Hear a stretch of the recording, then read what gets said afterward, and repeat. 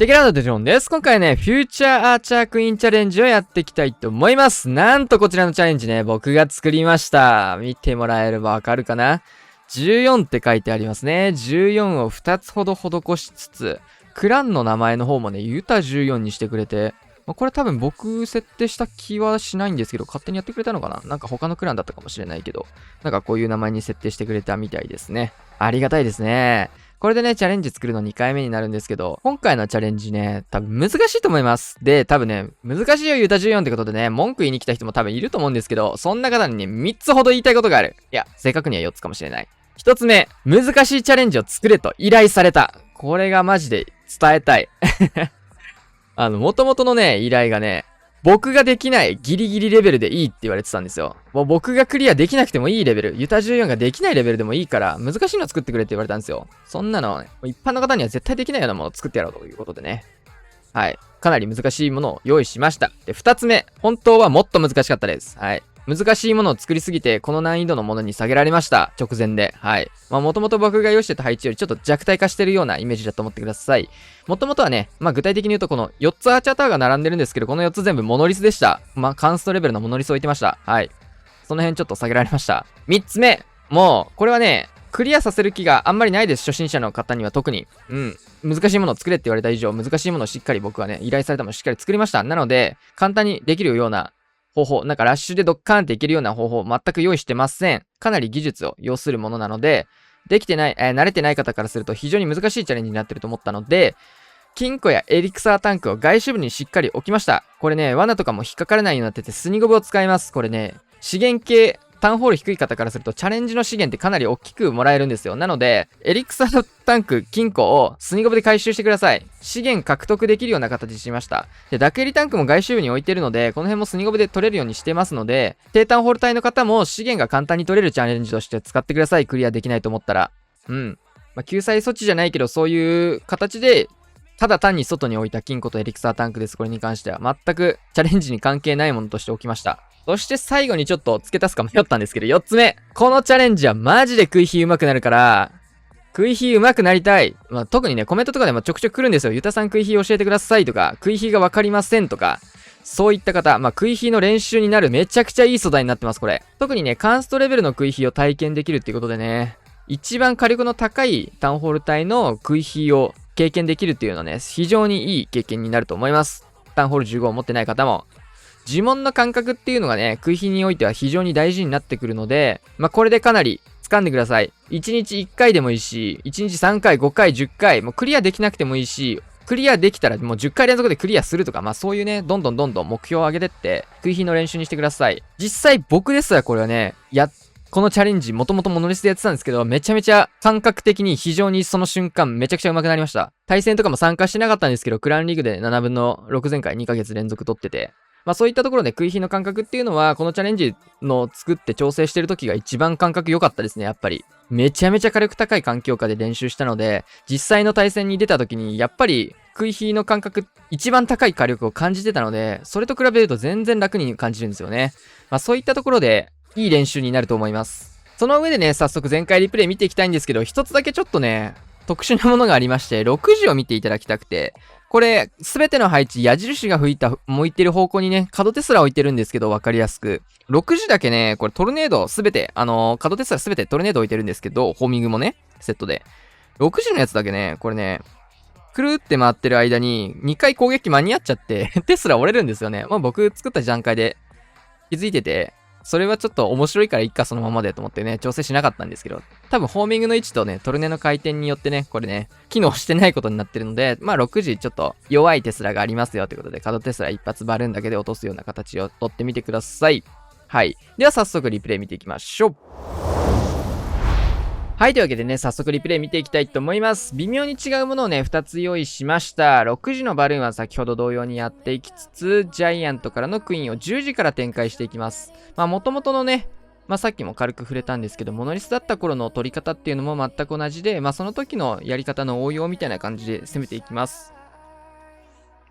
まずはジャイアントを出してから、この2マス目ぐらいがね、ちょうどいいですね。全部で3つ並んでるじゃないですか。壁が横にピョンピョンピョンって。2つ目のところ立ったぐらいにクイーンを出すとちょうどいいです、これ。何度もやったんで僕は。これね、2つ目がマジでちょうどいいタイミングでね、クイーンが合流できるタイミングになってきます。はい。クイーン出して、ヒーラー出して、で、見習いウォーデンも今回クイーンにつけていきます。で、見習いウォーデンをね、チャレンジに入れた理由っていうのが、この後ちょっと出てくるんですけど、アーチャータワー打つときにね、インビジブルタワーがこうやって発動するんですよ。これが、レイジをかけたクイーンと見習いウォーデンの攻撃がぴったりね、モノリスが倒せるんですよ。インビジブルタワーが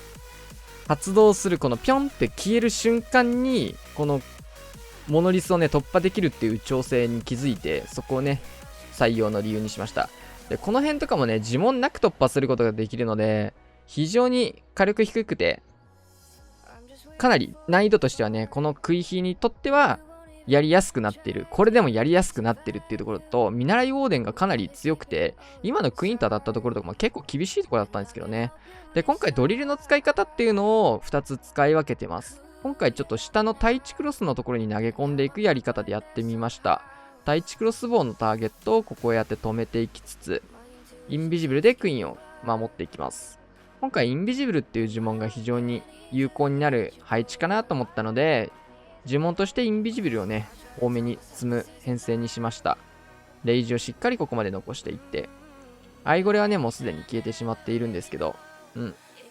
火力が高くなってくるので、フリーズとかも使いつつ、ジャイアントとか、裏のね、スニゴブとかで回収してあげて、内側の方をクイーンで進めていく。そうすると、クイーンの方がね、生き残って、クロークもここまで温存することができているので、クイヒーとしてかなり理想の形が組めてるかなと思います。僕はね、どの動画でも言ってると思うんですけど、クイーンは最後までクロークを残せっていうクイヒーやってるときは、当然ね、臨機応変に打たなきゃいけないところっていうのは出てくるんですけど、今回のチャレンジのコンセプト、このクイヒーやる上ではね、これクロークを残した状況で最後に回すことができるかどうかみたいなところも結構練習のポイントになってくると思うので、かなりね、いい練習になると思います、これは。さあ、2つ目やっていきたいと思います。今回ね、ちょっとドリルの使い方を変えていきます。2時のシングルインフェルノっていうところにドリルを刺していくようなやり方をしていきます。この辺はね、さっきと同じような形で、ジャイアント見てくださいね。2本目の線です。このタイミングでクイーンを出してあげる。そうすると、ぴったりなんですよね、これが。で、ヒーラー追加して、見習いウォーデン追加してという形です。場合によってはね、この左下のクイーンの方がね、ここでね、スケルトンに釣られてクイーン処理できるような形も取れるんですけど、ちょっと、それ上振れた時だけになっちゃうので、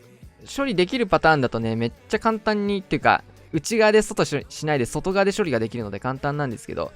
ちょっとそれ上振れすぎた時の形で狙うのも結構難しいので、そのパターンは今回は紹介しません。外で処理できた時はもっと簡単になります。